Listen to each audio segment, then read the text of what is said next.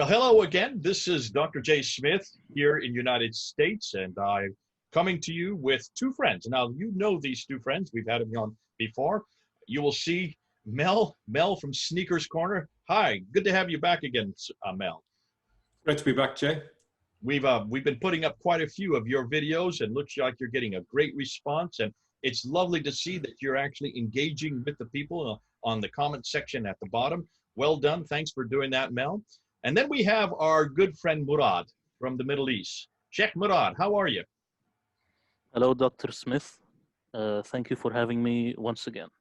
Well, it's too bad that we can't show your face. And the reason why, folks, is for security reasons. And Murad was a former Muslim, and so therefore, for security reasons, we don't show his identity because you all know what happens to former Muslims when they go public, especially if they are critical of Islam, and especially if they are critical at the material that we are introducing today. Because what we're doing, and as you all may remember, we're going back to the 7th century, always coming back to the 7th century, trying to keep away from the 9th and 10th century, which is the only narrative we've been able to use, because that's the only one that Islam has ever given us. That's the only one we've been provided. That's the only one that's taught us. That's the only one that all of you who are watching have heard. And so we're saying, because they're so late, because they're so far away, because they are so full of errors, historical errors concerning what really happened in the 7th century, we need to go back to the 7th century. And we're doing that today. And the topic for today is the Hijra.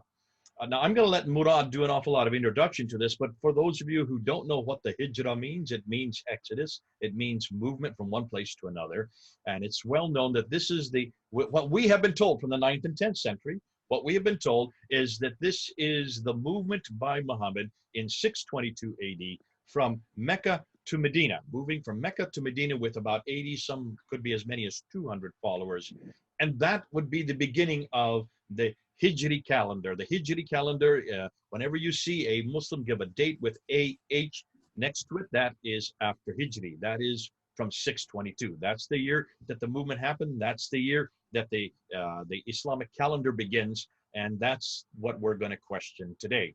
Because we're not so sure that the Hijra ever took place. We're not even sure that there is such an exodus between two cities called Mecca and Medina.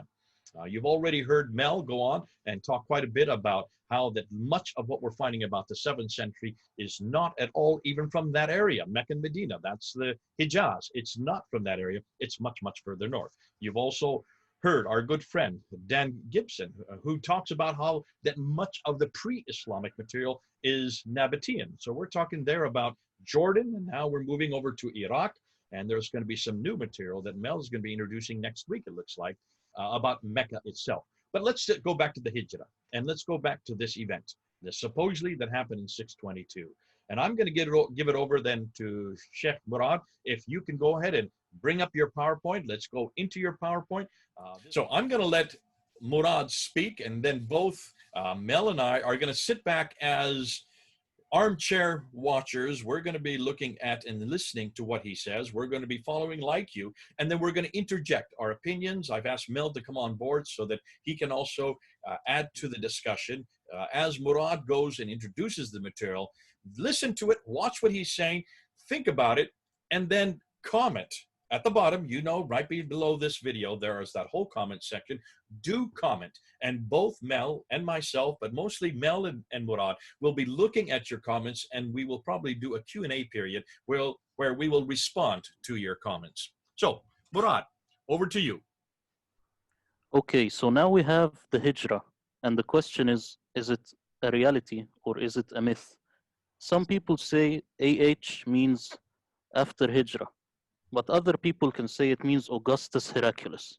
But this is not part of the discussion. What we are saying is we want to find, did the Hijra even happen? Now, this video is composed of 5 segments. First thing is, did the Hijra happen? Why exactly the year 622?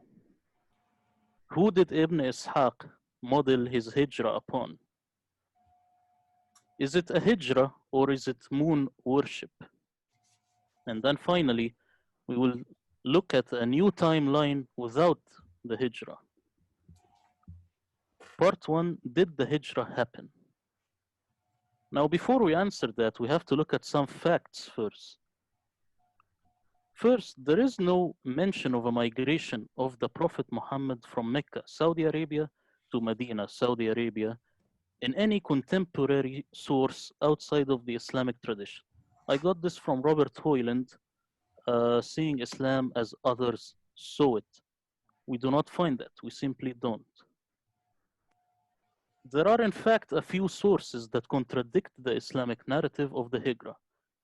An example would be the Chronicle of Theophanes, which has Muhammad going from Medina, Saudi Arabia, all the way to Jerusalem and going up back and forth.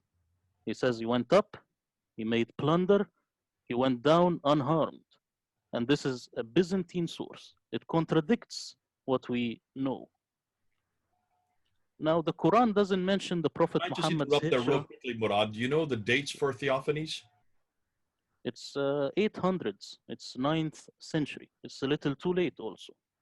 Okay, so this is actually before, however, Ibn Hisham, this would be before the Hadith and the Sirah. Exactly. Compared to the Islamic narrative, he is a little older. Now, the Quran doesn't mention Prophet Muhammad's hijrah from Mecca to Medina. Only the commentaries do, and the exegesis. They are the ones who do this. But if you read the Quran, you just read it, you will not get this idea at all. Now, the Islamic tradition does not give enough details on the hijrah. Where did the Prophet rest? How long was the journey? How hot was the sun? Unlike the biblical Exodus, where you can find the dates and you can find the names and everything. Despite the fact that the Islamic tradition is filled with other less important details. You can find anything about the Islamic tradition, what the Prophet liked to eat and all that stuff. But the Hijrah, where did they camp? Where did they sit? What happened? None. Now, the criteria that we will use, how did the early Muslims view the Hijrah? Did they even hear about it? Did they even mention it? The Islamic coins, the archaeology, and the Caliph documents are the best place to start. We will start with how Muawiyah, which is the first, viewed the Hijrah. He is the first Umayyad Caliph. How did he see this? Now we have a Muawiyah inscription. This is at Hammamat Gidara, and it lies 7 kilos east of the southern end of the Sea of Galilee. It's in Syria. It's in Golan, Syria. And its date, it's 42 AH or 663 CE. And the source is Islamic Awareness. Now, this is the original inscription, and it's in Greek. This is the inscription, and we have to see that it starts with a cross. This is like a crusader cross.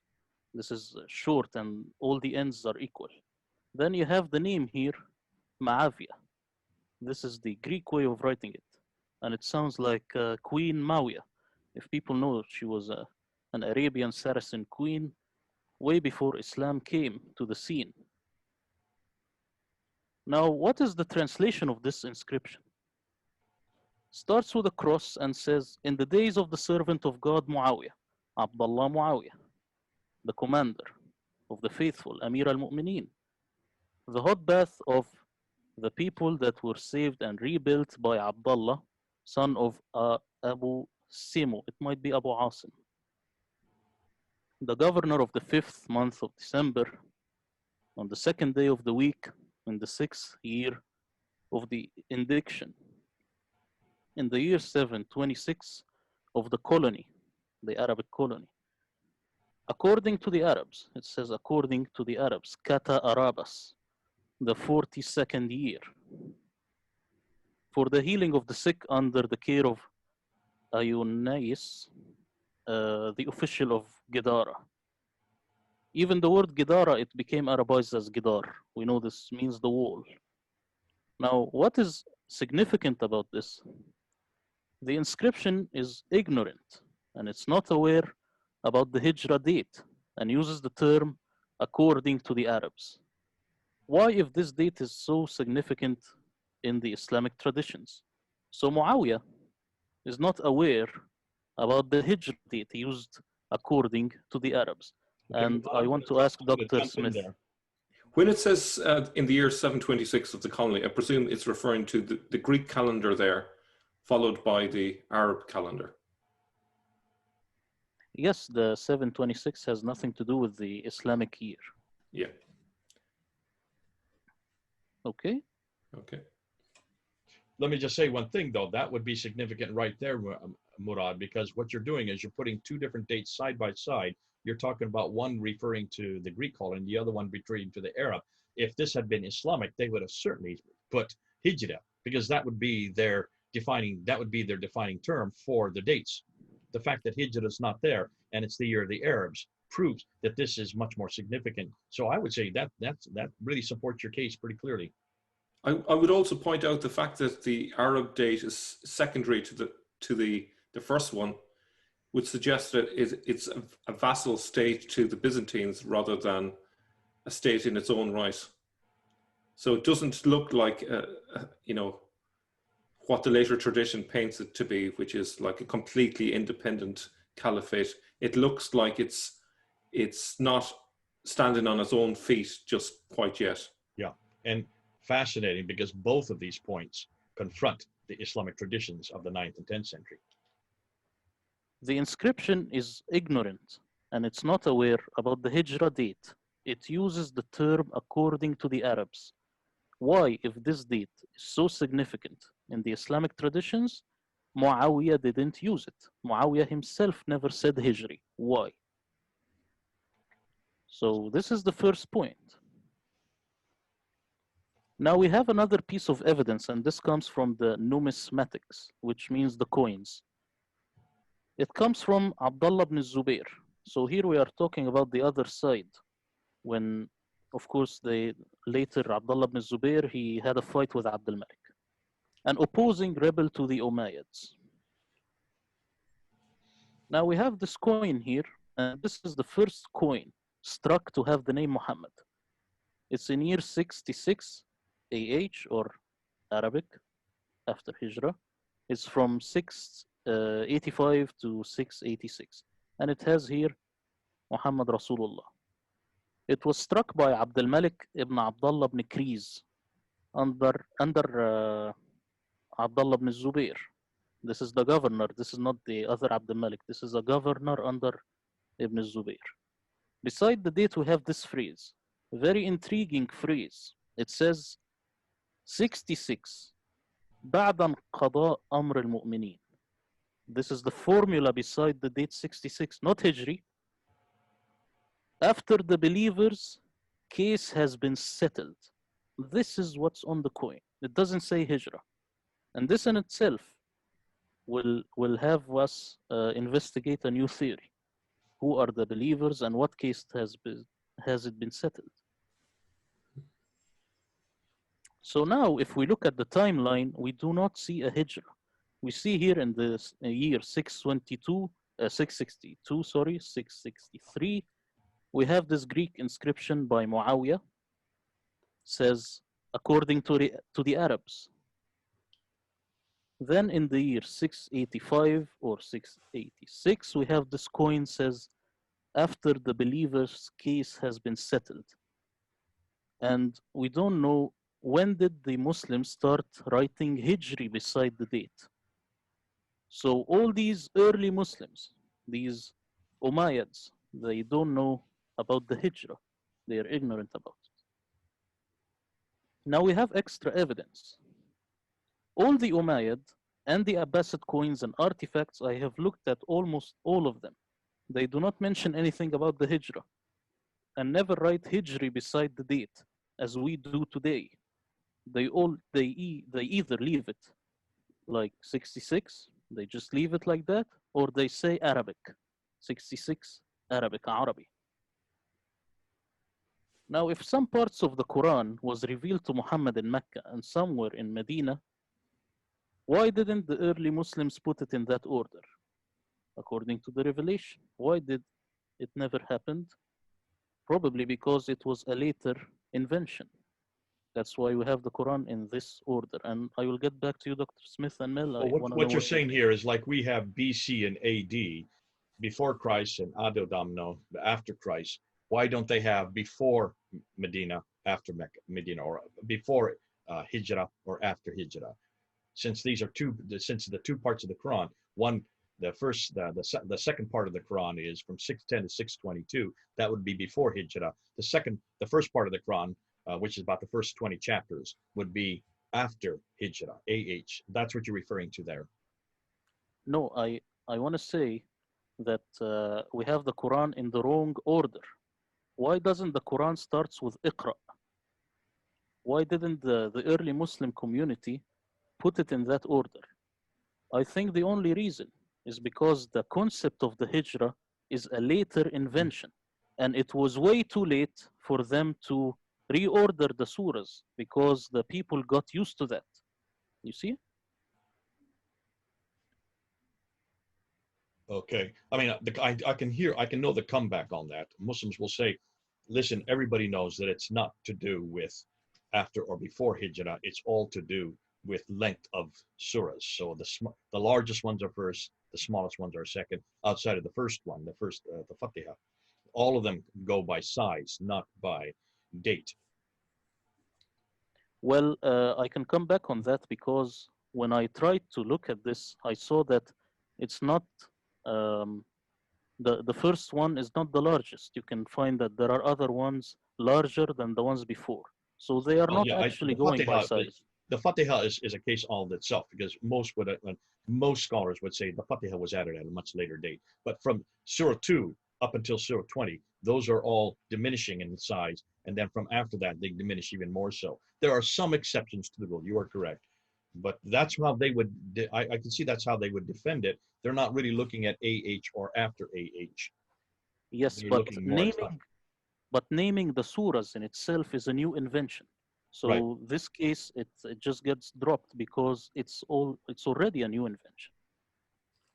So I'm saying, why did the people in the early days they didn't put it in that order? I Yeah. have no other explanation because the only thing it means that there was no Quran revealed either in Mecca or Medina. It doesn't go this way. There is no good reason to have it in this weird order. Okay.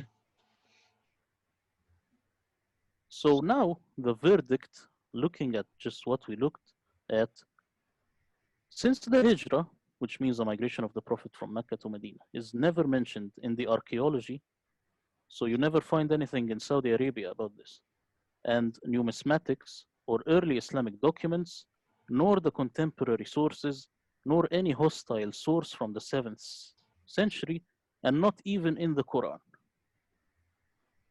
It stands to reason that the Hijrah never happened. And I will come back to you, Dr. Smith and Mel. I want to know what you think. No, I don't know what you think about this, Mel. I mean, this is a pretty strong argument right there. Now, of course, the comeback will be, well, this is argument from silence.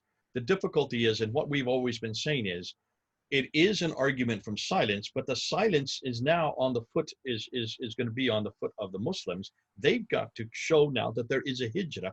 If anything, this idea of the hijrah, since there's nothing to support it anywhere in the 7th century, they are arguing from silence. Because if it's that important, and it is important, because the entire calendar is dependent on this one act, this one event that goes from Mecca to Medina, 622. If that is the case, then I would suggest for Muslims, or rather than saying that we're arguing from silence, I would suggest they are arguing from silence. What do you think, Mel?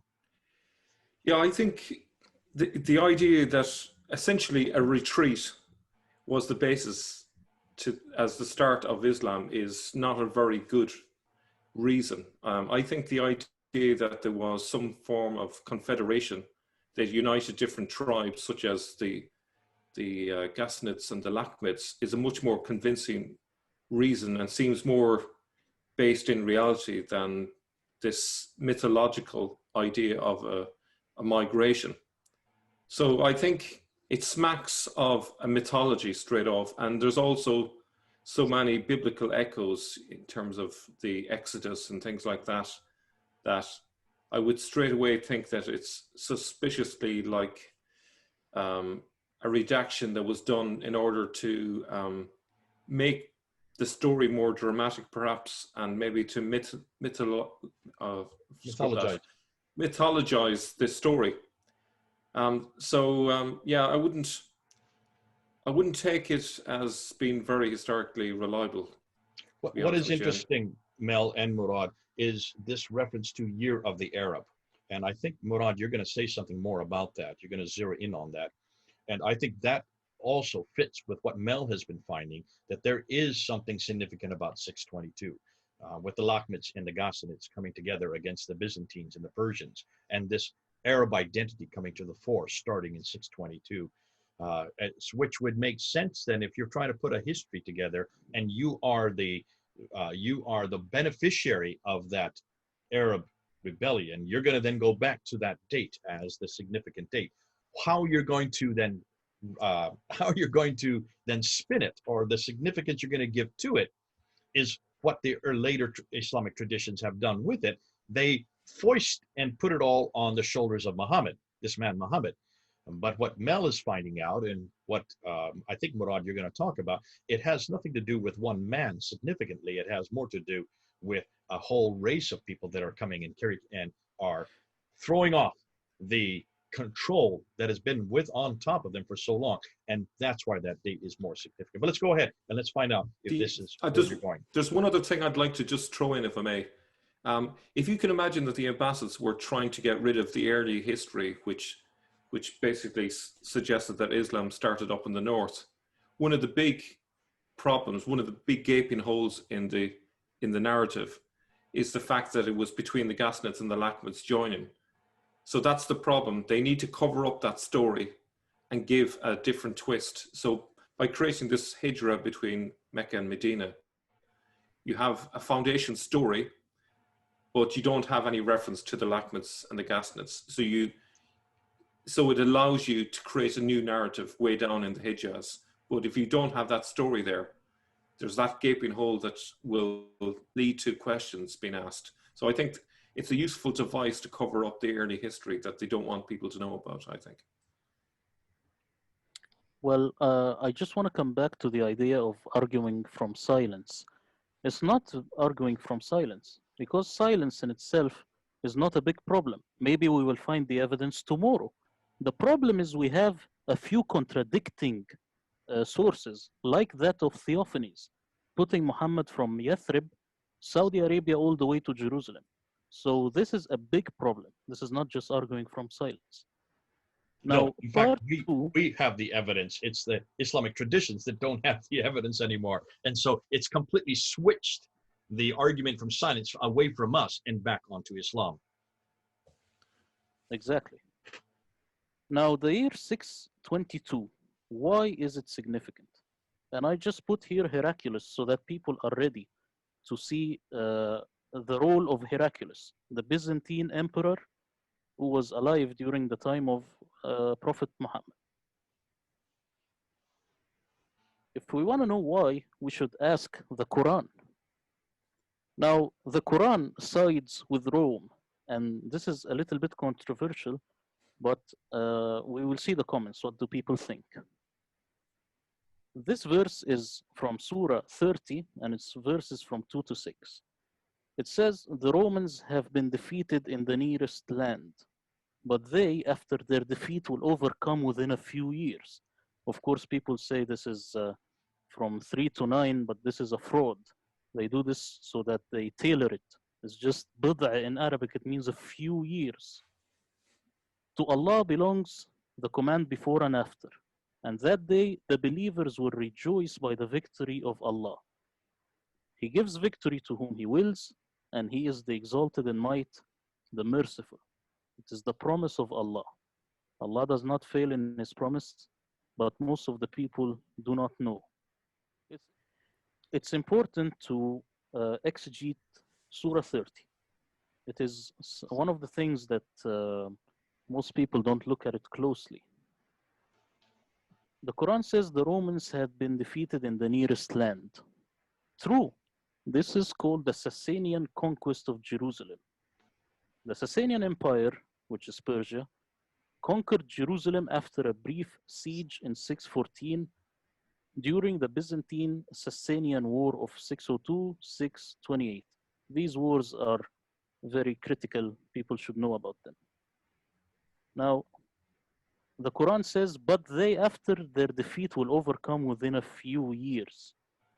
Yes, this is known as Heraclius campaign of 622. This is if people want to Google this.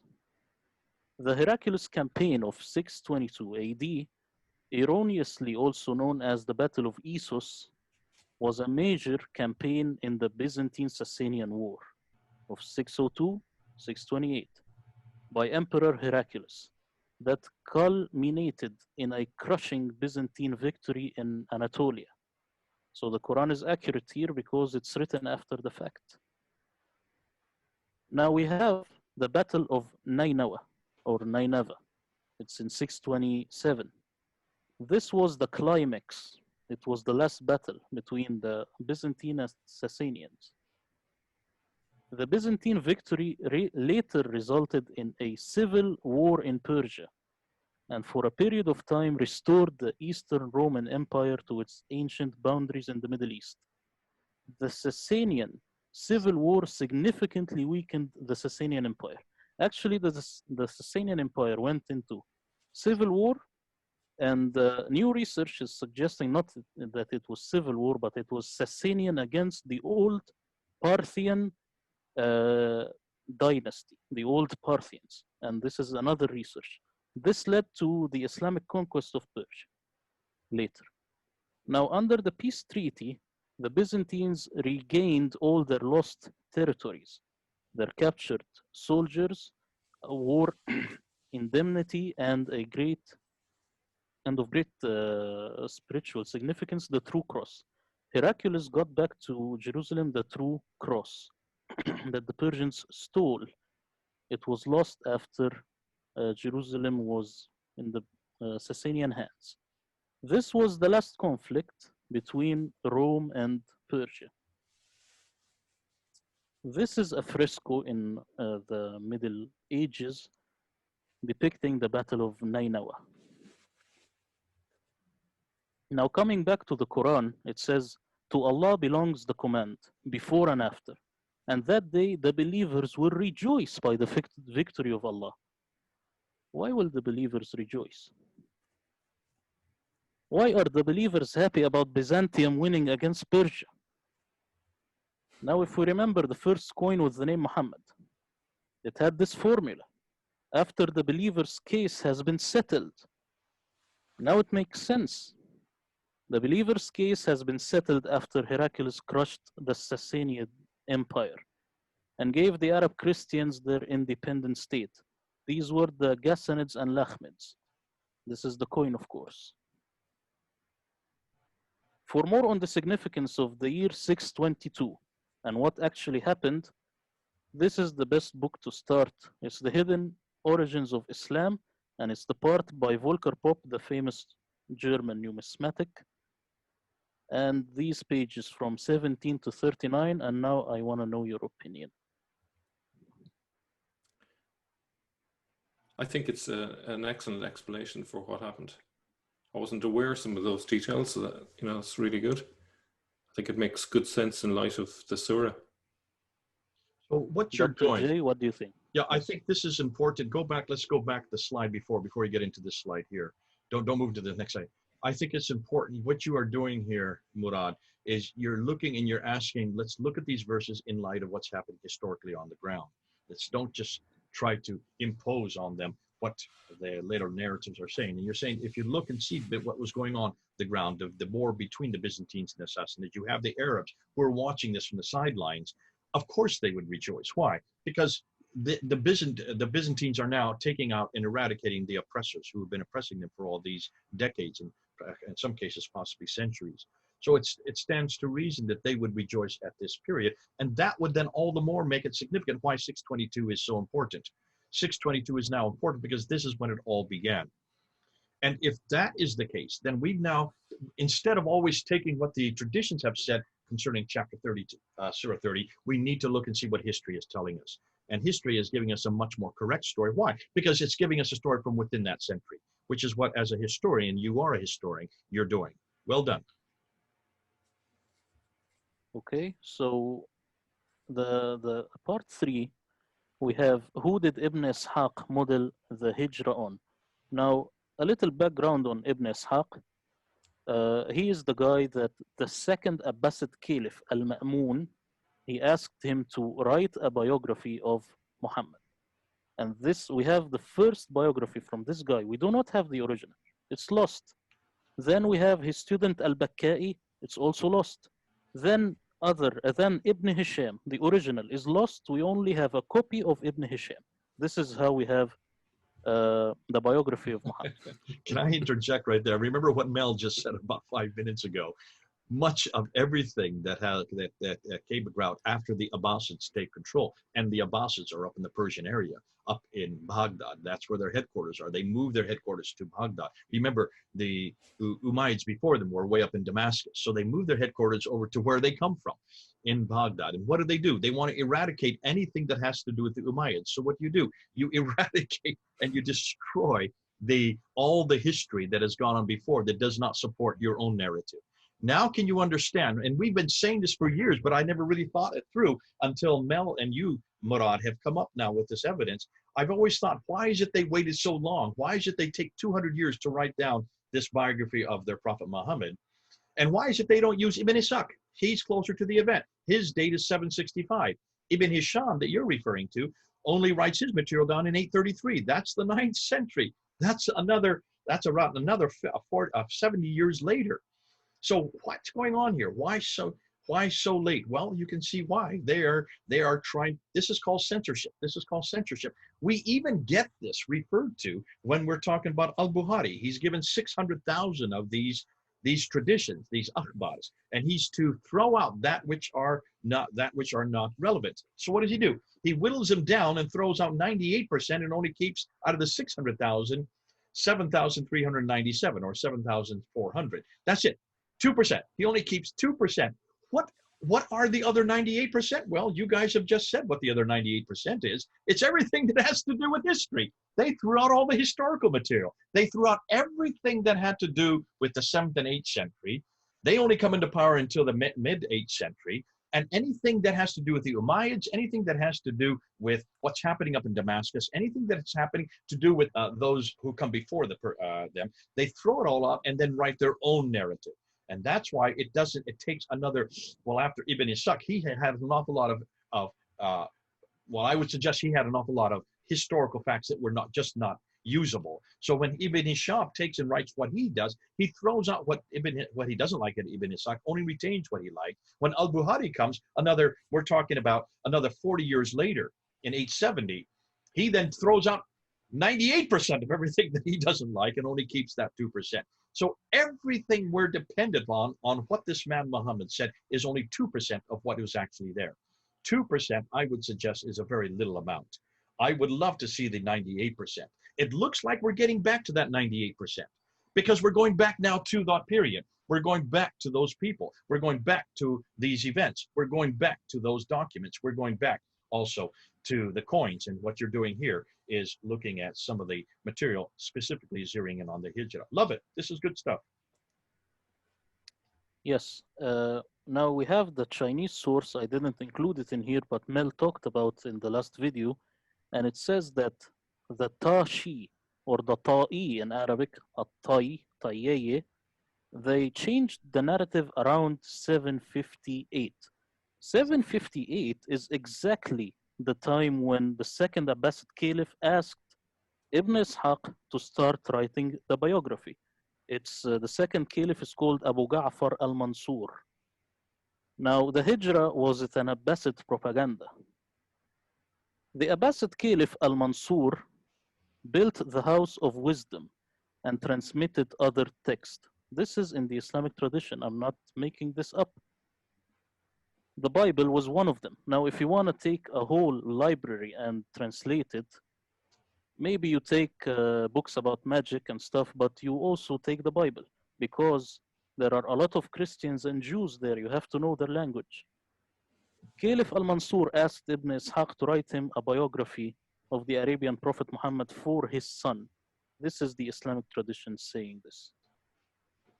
Ibn Ishaq did so by looking into the Bible, trying to make Muhammad have similar characteristics with all biblical prophets. Now, how do I know this? Mel made a very good video in Sneakers Corner channel looking at how Ibn Ishaq actually copied everything from the Bible, but in a very weird way. Also, the genealogy, it's the same as he took it from Jesus Christ. In fact, I would say he copied it so much you can almost see him with the Bible open on one side as he's writing it, because he literally just took the ideas and then just turned it into his own spin. Exactly, and the light coming out of Amina, the Prophet Muhammad's mother, and all this stuff, it comes from the Bible, but in a very twisted way. Now, after reading a prophet like Moses and all these verses from the Old Testament that Nadir Ahmad uses, he used this same thing. He attributed an exodus to Muhammad as Moses. The reason is persecution for being a monotheist. And even Dan Gibson, he noticed how the Islamic tradition always does this parallel between Muhammad and Moses. And even when you watch Nadir Ahmad in the debates, he always says, Muhammad is like Moses. He's exactly like him. Well, yes, but it was made up. Now he named it Hijra, and it was modeled on Hagar, hence Hajarines. Actually, if you add a dagger alif in the word Hijri, it becomes Hajari, it becomes a Hajarine. Entering Medina is the rehash of Jesus entering Jerusalem. Now, how do I know this? Because there is a poem that is used even in the English movie by Mustafa Al-Aqad, which is about the Prophet Muhammad. I forgot the name of the movie. Very famous movie, very nicely done, and it gets the poem inside it. This poem was actually in Syriac, and it refers to Jesus Christ. It's a variation on Hosanna. Now, who was the Hijra modeled upon? Muhammad was abused for calling for monotheism like Moses. He fled from Mecca to Medina like Moses when he went out of Egypt. He entered Medina on a donkey like Jesus when he entered into Jerusalem. So this is how it was done. Go ahead, Mel, why don't you start? Yeah, it looks like they have taken tropes from the Bible and used them to build a story for Muhammad, which is there to big up Muhammad, make him greater than he was. So they're taking a historical core, perhaps a real person maybe from the early days, but he's not exciting enough. He needs to be bigger and brighter. And so what do they need to do? They need to make him more like Moses. So they take similar ideas from the Bible and they plant it onto Muhammad. It makes perfect sense. Dr. Andy Bannister did his doctoral thesis on looking at these, what they call narratives, these oral stories, these oral narrations. And he did whole graphs where you can look and see. If you look at the Quran, you look at these oral stories, formula, you'll see the formula. He calls them formulaic orality. And when you look at the formulas, they all are pretty much the same formula all the way through. Story after story has exactly the same theme. If you're copying from the biblical material, as Ibn Ishaq is doing, then what you're doing is you're taking these formulas and you're referring to the original one. You just add a little bit here or add a little bit there, but they all have the same, they all have the same pattern. And what's fascinating, this would now fit if they have the Bible in front of them, as you're saying, Mel, and they keep the Bible in front of them, then you can see that not only the story of Muhammad, but almost all the stories of all the prophets follow the same formula, follow the same narration. It fits to the pattern. This we've already seen. You're just now supporting what we've already known. Yes. So now for part 4, we want to know, is this a hijra or is it a moon worship? Now the Hijri calendar is simply a lunar calendar. The Quran commands its readers to fast Ramadan when they see the crescent moon. Now the word shahr in Arabic, it means month. But in Aramaic, it simply means crescent moon. And there are very few, rare English translations which has this word as crescent moon. Muslims today cite the moon to start the Ramadan fast. The crescent moon is a symbol over all mosques today. They don't have any other symbol. This is the ancient Babylonian god with the crescent moon. And of course, I know some people don't know this, but I am the one who came up with the Iraq idea that Islam started there. There is a video on Sneakers Corner when I said where was Mecca, and I put forth two theories. One that Mecca maybe was in Iraq, another maybe it was in Central Asia. So this goes well that with the Iraq thesis and with the Iraq hypothesis. This is a statue of Allah. It was found somewhere in Arabia, and you have here the crescent moon on his chest, and the way he does his hands, this is like the Muslims do today. So was it a hijrah or is it some sort of moon worship? What do you think? Yeah, just something that springs to mind. Marwan II, who was the caliph in the middle of, let me get this right, the 8th century, his palace was built in Haran on the site of the old moon god, Yasin. And so it's interesting that the caliph chose to build it on the ruins of an ancient site that was dedicated to the moon god. Yasin on its own is the crescent moon. Yasin, it means O crescent moon, and it's in the Quran actually. The word Yasin. Do you want me to go on? Yeah, go ahead. I'm not going to comment on this right yet. I know that a lot of people have come up and have come back and saying that there is that much of what we're not hearing is much we know about Allah and all that is the moon god. Is that what is this what they're getting it from? The same reference that you're referring to here? Yes, almost yes. Of course, what I just to make a disclaimer here. Many people believe that the moon that we have and the star that they have on the Islamic flags today is that moon god. Just so people are not don't get confused. The moon in the crescent moon, and also the star that you find on the present day flags is not at all to do with this moon god, because those were introduced by the Ottomans after the 13th century, much later. That is a political symbol. So just so you don't have that confusion. Some people have said yes, but on the coins, and we've looked at the coins where you have the crescent and the star on the coins, that is also a Sassanian symbol. That was a pre-Islamic symbol that existed in the coins all the way up from the 2nd century AD up until the time of Muawiyah, because he has it on his coins as well to begin with, there in 661 up until 680. Yes, exactly. Now, can we have a new timeline without a hijrah? We have seen now that the hijrah doesn't appear in any literature, and it maybe never happened. Now this is the old timeline again. We only have Muawiyah saying according to the Arabs, and his inscription is in Greek. So the first Umayyad Caliph doesn't know the hijrah. Then we have the first coin with Muhammad, and it's all the way in Iran, and it says after the believer's case has been settled. Again, no hijrah. And we don't know when did the Muslims use hijrah. Now let's revise this. Let's make a new timeline with the new data, and let's see what will come up. Now, before 622, Arabs wanted Heraclius to win against Zoroastrian Persia, because the Zoroastrians at this time, they were very hard against the Arab Christians. And this we can see from other books, people who looked deep into this, but I didn't go very deep inside the timeline because it will be a whole new video.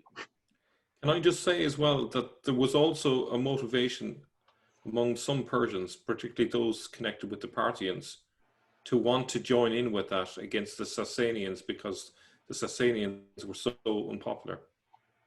Yes, but this is a very long story, Mel. This Yeah. could be a video on its own Yeah, about yeah, the Parthian conspiracy to drop the House of Iran. This is a whole new video. yeah. So yes, the Parthian nobility, maybe they wanted that also. Now by 622, Heraclius started the campaign of 622. That's if you want to search it on Google, that's its name. It was the major Byzantine counterattack against the House of Sassan, against Persia. Now, in 628, after the Battle of Nainawa, the true cross returned. Heraclius then dissolves the foderati, which are the Ghassanids. It was the state that he used to pay for them so that they keep everything in place. Heraclius, when he returned the true cross, he went to Jerusalem, he took off his shoes and went barefoot, and then returned the true cross, and he saw himself something like a savior or something. Now, it's very interesting that the Islamic tradition says that Prophet Muhammad sent Heraclius the letter right after he got to Jerusalem and got back the true cross. But we will see what actually happened. We have the migration from Arabia and Iraq into Damascus. That's what started happening. Not a single person, not Muhammad moving. They were the Arabs moving from Arabia, and by Arabia, actually, I mean Arabia as Rome saw it. It was a small part. It had nothing to do with the Hijaz. Arabia means modern Jordan and a place in Syria, a desert in Syria, and it's the place where the ISIS keeps staying at. I don't know how they like this place. Maybe yes. Next to Raqqa, it Yes, was called. Raqqa. So It was what you're called saying really is Kalinicum. this is much, much, much further north, which is what we've been, this is almost getting repetitive, isn't it? We keep on reminding people that all of this area of Arabia does not include the Hadramaut in southern part of Arabia, does not include the Hijaz, the central part of Arabia. It's all much, much, much further north. And that's where everything seems to always be pointing to, coming back again. Moving of this migration from Arabia, that would be the northern part, which would include Raqqa, you're right, but they're going and they're moving back to Damascus, which is at the northern part of Arabia. Yes, because you see, the Romans, they knew about these places because they would definitely want to raid them if there was something there. So they knew that the lower part of Arabia was called Arabia Felix, that is the Yemen, and the northern part, this is what they called Arabia, and the part in the middle is called Arabia Deserta. So it means the desert. No one wants to go there. There is no one there. There is no one there. There is no history there. That's why it's fascinating that we can't find any archaeology from there. We can't even find the right Arabic from there. So, I mean, it's all, again, we seem to be saying, we seem to be coming to the same conclusions over and over and over again. Just the word Arabia Deserta, it literally means abandoned Arabia. So it actually holds the meaning that there's no population there, which totally undermines the whole Islamic narrative. The whole Islamic narrative, which starts from the premise that Adam and Eve were sent there, starts from the Islamic, the Quranic reference in chapter 21 that Abraham lived there. Can you see that's 1900 BC? And when you look at the traditions, that all the trade, north, south, and east, west, were all centered on Mecca and Medina. That this was the center of all trade. Yet there's nothing in all the trade routes. Look at all the maps. There's no reference to this city or that trade that went there. The only trade that Patricia Corona found when she did all her work on Meccan trade and the rise of Islam, that major book that came out in the 1980s, when she looked at that, the only trade that she could find, even in that part of the world, was up on the plateau that what started in Aden, going up to Najran, the Sana, up to Taif, went up to Yathrib, then Tabuk, then Khaybar, then on up to Gaza in the north. That was only trade with which was leather and with milk. There was no significant trade other than that. All the significant trade went up the Red Sea. So can you see, it was nothing more than desert. It was nothing more than that really unpopulated land, could not even accommodate a regular trade route. And so when you stop and think, when you're going, we're talking about the 7th century now. It isn't until the 8th century that it's even listed. And you're going to talk more about that next week, Mel. And that is the reference to it. The earliest reference we have, even to this city called Mecca, doesn't come till 741, proving that this is nothing more than wasteland. Absolutely. Yes, and also if this was the place of Abraham, why didn't the Jews or the Christians ever want to raid this place and try to take back the home of Abraham? They never Well, thought about it because it's a hoax. it's a hoax. It would be so significant for the Jews. It would be so significant for us because we also go back to Abraham. Why is it we never even hear about Abraham anywhere but 600 miles further north? Exactly. So now we have, coming back to the timeline, we have an Arab independence. This is what happened. This is the major thing that happened. And Volker Popp in the book that I mentioned earlier, Hidden Origins of Islam, he mentions this. So I got it from him. Now Muawiyah came to power at 661. Just 2 years after him becoming the caliph, Muawiyah dates his inscription according to the Arabs. He never says Hijri or AH.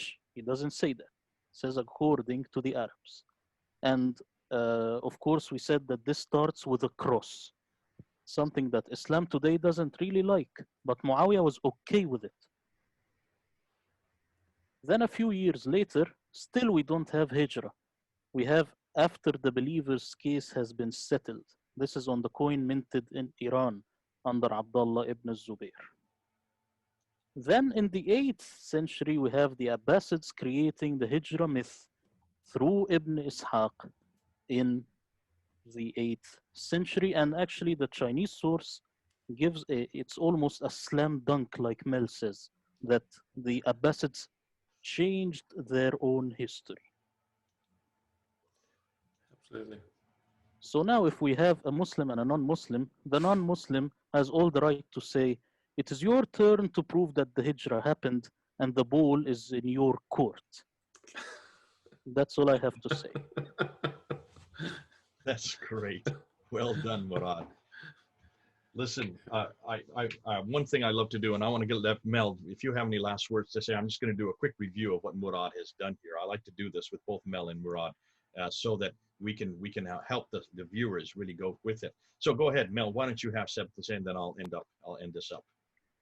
I think, Murad, you've made a very compelling case that the Hijra was a later redaction back to maybe to cover the tracks so that the Abbasids could support their own claim to power.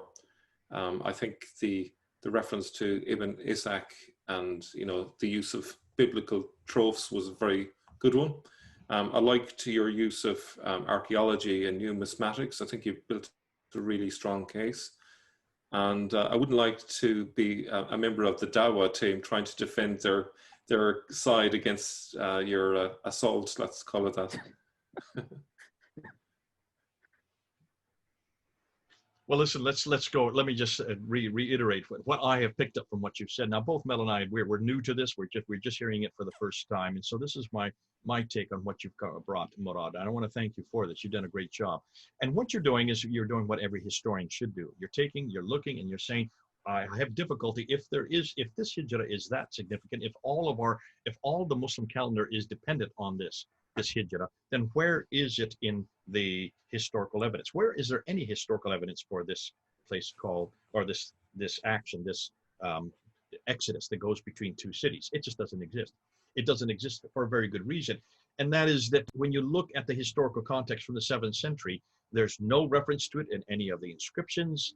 We have, you gave the reference to Theophanes, who's writing in the 800s, so he's writing before Ibn Hisham, he's writing before Al-Bukhari. When we do get the references to the Hijra, he's predating them, and he talks about this event that's happening way up in Jerusalem. If that's the case, then you're over 600 miles too far north. So even the location is wrong. The fact that it's not in the Quran is absolutely significant. That's fascinating to me. I find it, Muslims are always trying to use the Quran to support what Muhammad did here, there, and the other. And we've already gone through this, Murad, where you went through, and the 4 references to Muhammad could possibly not even refer to him at all. But what's fascinating, if the Hijra is that important, why is there no reference at all until the 9th century for this event? It's not in the Quran, and the Islamic traditions are the only ones that give it, but they give the Islamic traditions give us the wrong references, the wrong place, and the wrong time. Now, you start with the Hamat Gadar pools, the inscription that's there from Muawiyah he's writing between 662 to 663, and he refers back to the year of the Arabs. So he's referring back 42 years to the year of Arabs, which would put it to 622. But why didn't he use Hijra? If he was one of the first Muslims, and of course the Islamic traditions say that he was the first caliph of the Umayyad Caliphate, so he'd be one of the strongest Muslims, why would he not refer to this? Why is there no reference on any of his coins, which do refer to dates of this Hijra, this date that goes back to this Exodus? Nothing. So that's significant. You look at the coins, and you notice that the coins refer to this reference after the believer's case has been settled. Again, that should be after Hijra, AH, but it's not there. There is no reference on any coins, and you've looked at all the coins. Bless you for doing that. There's no reference, any coins, for this reference to Hijra. And then you zero in on 622 itself, and you say, well, what can we do with the Quran? Let's look at the Quran, and you go to chapter 30, verse 2 to 6, where it talks about this battle between the Heraclius, or the Byzantines, we now know it, we know it's Heraclius because we know the date, and the Persians. And the fact that the Byzantines defeat the Persians in a few years. And you say, take a look and see when this happens. Well, take a look at the history. We need to look at the historical book, and the history tells us that it happens around 622 or in that period. And it's fascinating because when you can see how the Arabs at that time rejoice for the fact that the Byzantines destroyed the Persians. Why? Because they wanted to get this yoke of the Persians off their shoulders. Why is it that this is not referred to in the Quran? Because of the fact the Quran doesn't really understand this, but history understands it. If you look at the Quran through a historical framework and not the traditions, or not the tafsir that doesn't even come till the 10th century. Remember, the first tafsir that is written by Al-Tabari is 923. That's the 10th century. That's 300 years too late. Let's go back, and as you've done, Murad, let's see what was happening with Heraclius. Let's even give him a name, and let's see what the significance that is to the Christian Arabs. These are Christian Arabs. Why? Well, remember the inscription you just put up there. There's a cross on it. There's a Byzantine cross on it, proving that these are Christian. Sorry, a cross showing that these are Christians. And then you go to the biography of Muhammad himself. Can I just, I'm sorry, I just want to add something, but because some people can come to this. They say that the Byzantines had been defeated, then they will triumph. Islam critiqued. He said that there is another reading which will put it in reverse. So the Byzantines were victorious, then they will be defeated. But I want to say that in the Arabic, it doesn't work well, this reading. So I side with the Hafs, because in Arabic you cannot say what the Warsh is saying, it's not correct. So I side with the Hafs on this one. Huff's got it correct. Okay, good family. Yes. Thanks for doing that. You move on to the biography itself, and you talk about Ibn Ishaq, who is the initial biographer.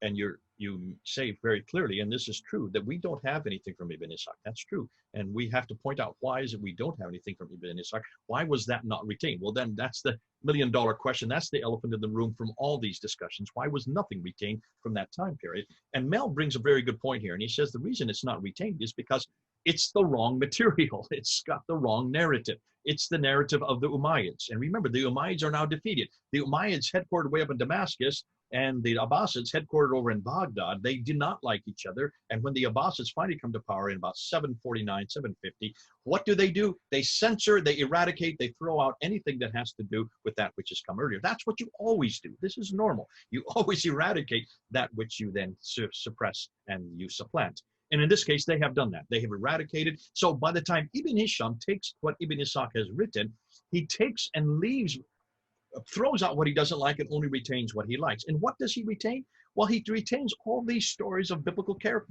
prophets. But take a look at those biblical prophets, and you will see that Muhammad's story follows that biblical prophet. Am I getting this correct? It looks like that Muhammad has many of the same narrative, much like you find with Moses, and especially with Moses, because Moses has a hijrah. That means he has an exodus, taking the people from Egypt back out of captivity. So therefore, Muhammad has a hijrah, taking the people out of, in this case, coming from one city to the other. That's where the narratives of the Islamic traditions then make that and see the significance in that. So when you look at that, you will see over and over again that there is one, you might say one aspect of the Bible to the other. Also that he not only that he was abused for his monotheism, but also that he even came into Medina on a donkey, like Jesus coming into Jerusalem on a donkey. So these are three things that you just brought up. You could probably get an awful lot more. And that's what you would do when you are trying to model your prophet onto the earlier prophets, or in this case, because of the Byzantine power that's just up north, the greatest power of its day at that time, your biggest competitor. What do? You try to model your prophet on many of the things that their God, in other words, Jesus Christ, did. And then you go to the name itself, Hijra, which you think comes from the word Hagar or the Hagarines. I think that some people will probably dispute with that. Let's see what the comeback is on that. And then you ask whether or not the Hijra, or is it the Hijra, or is it a moon worship? And you use the word Shahar, the word for month in Arabic, but it's in Aramaic, it is the crescent moon. Whether or not that is really what we're coming up with. Now, what I think is terrific in all of what you've done here, Murad, you're asking the questions that you need to ask. You're asking the historical questions from the time period that these events take place. And then you're saying, is there an agenda that's coming on later to try to take all this and try to make sense of it? And Mel, maybe you can come back on this. If this is a working through of eradicating that which did happen, so you have your own story of your own prophet, modeled on many of the biblical prophets, but then you have to have the story of this movement from one, in this case, from one place to another. Looking at Moses, would that be the jump off point? Why do they even need to have a hijrah? This is a question I would bring up. Why do you even need to have this? Unless, of course, you've got to maintain that date. You've got to maintain that date. You've got to give significance to that date. I would say my view is that the name Muhammad itself is a title that has messianic connotations. So they are viewing him as a sort of a Messiah figure. So in order to build a Messiah biography, they need to draw from the Old Testament. They need to give it some depth. And so the easiest one to do would be to draw from Moses. And that provides sort of the impression of deep sort of biblical roots to the story. That would be very difficult just to create off the bat. It's very difficult to come up with something completely original. So there's an awful lot of borrowings that have gone on, and they're probably depending on people not being aware of the biblical stories as well, particularly when at a later stage they're kind of panning the Bible essentially and saying, well, you know, this comes obviously much later, but the suggestion that the Bible is corrupted and now the Qur'an is the perfect word of Allah makes it much easier to push this later narrative, because the Muslims are not aware of the earlier stories. They're not aware that so many of the stories are allusions to, for example, Syriac stories and other things like that. So it's all part of a kind of a scheme, if you like, to hide the earlier history in order to push the later narrative.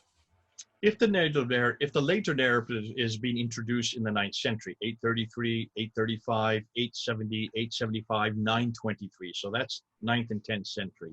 Those are the four major dates for the Islamic tradition: the Sirah, the Hadith, the Tafsir, and the Tahqiq. Then I would suggest that what you're doing here is, by that time, Mecca is the sanctuary city. It's the sanctuary. It's where the Kaaba is. Once you have Mecca, and then Medina would be the political capital of not political capital as far as Baghdad is concerned, but certainly it would be the significant capital for Muhammad. Once you're pushing Muhammad as this character that's going to supplant the person of Jesus Christ in Christianity, then you've got to give him a history. You've got to place him down there. So if you're going to place him down there and you already have the date 622, significant for your history, and everybody knows about it, and you've been using it because that's where the Arabs finally come into their own, then for what I would suggest is happening here is that they are then redacting the story down to that place where Muhammad lived, that place where Muhammad said. And they've already got the narrative that he was persecuted, like Moses was persecuted. He was persecuted because he was in Mecca, because he came from the Qurayshi tribe, and he was not seen as a major player. And through that persecution, he then has an exodus up to this other city, and there he then comes into his own, and he defeats those who persecuted him. Then he starts the calendar. Now you have a narrative that now fits what you're trying to introduce. And by doing that, you're taking that which already existed, the 622 date, and the fact that the Arabs had created their identity at that time, and you're putting it to the man in his own place. What you then do, you eradicate and destroy everything that would go against that. And that's why you have, when you have al-Bukhari taking 600,000 down to 7,400, throwing out 98%. That's the 98% that was probably the historical material that should have been retained. And this has been done right through history. We're doing it even today as we speak. Look and see what they're doing with our history here in the United States in this election year. They're trying to destroy anything that are statues, and they're trying to destroy people or events that would despoil that narrative they want, that narrative that we are a diverse culture and that we've always been a diverse culture. So if that's happening in 2020, and we're seeing it happening within a period of 1 year, or in this case, in a period of 2 months, can you imagine this would have been happening also during the time of between the Umayyad and the Abbasid period, and then of course later on when the traditions are finally written. Great stuff. Love this. Murad, do you want to have any last say?